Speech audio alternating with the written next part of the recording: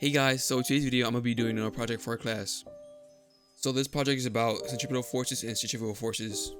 And also thanks for Zach helping out with this project. Anyways, let's get started with the video.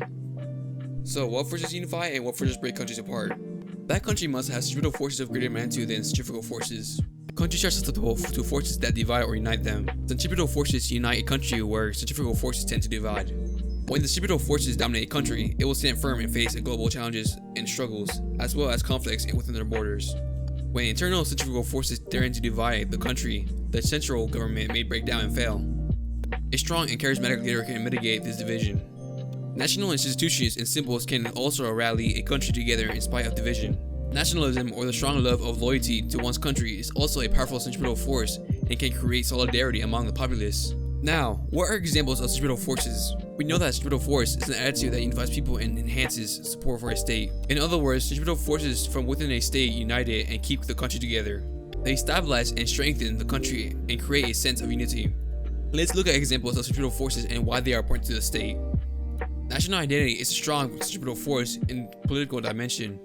A popular way of showing national identity is through the use of icons and expressions depicted in flags, national anthems, and sports teams. These symbols reinforce a national awareness and instill the population a sense of pride and loyalty.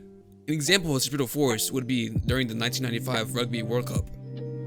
Then, President of South Africa Nelson Mandela used the Springboks, the national rugby team, to help unite a divided nation. South Africa had just broken free from more than 400 years of racial inequality.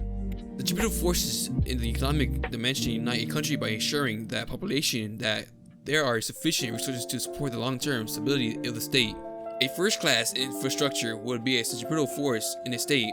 When there is a good transportation system that is available to all citizens, all the resources of the country are accessible, making life easier for everyone.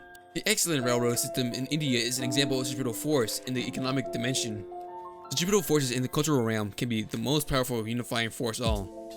Religion and language are tied up closely with culture and remain strong, sometimes overpowering feelings of unity, and are examples of centripetal forces within a state.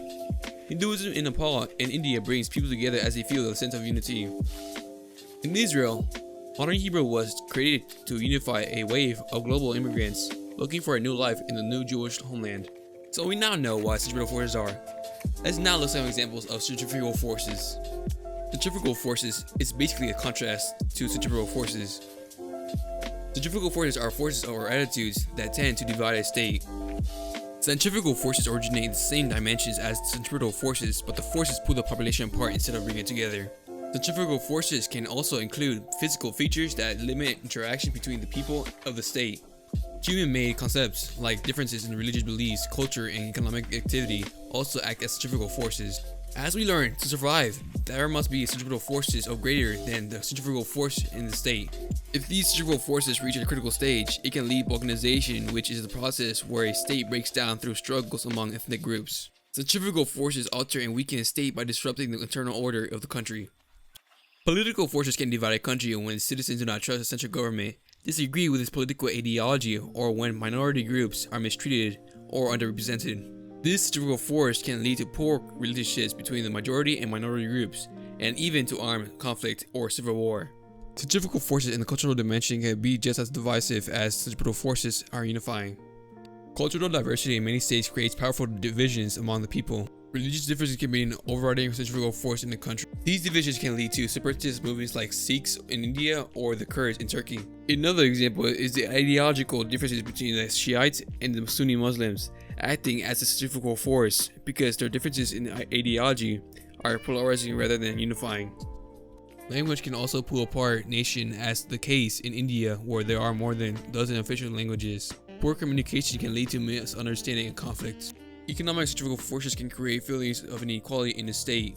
Poor regions of a country can feel disadvantaged by wealthier ones. Richer areas of the country can also feel put upon by having to provide subsidies to poorer ones. In Italy, the richer north pushed the autonomy from the poor south. Despite subsidies, the development gap is growing. In Brazil, wealthier provinces of the south argue that tax money is being misspent by the government for assistance to the Amazon forest region.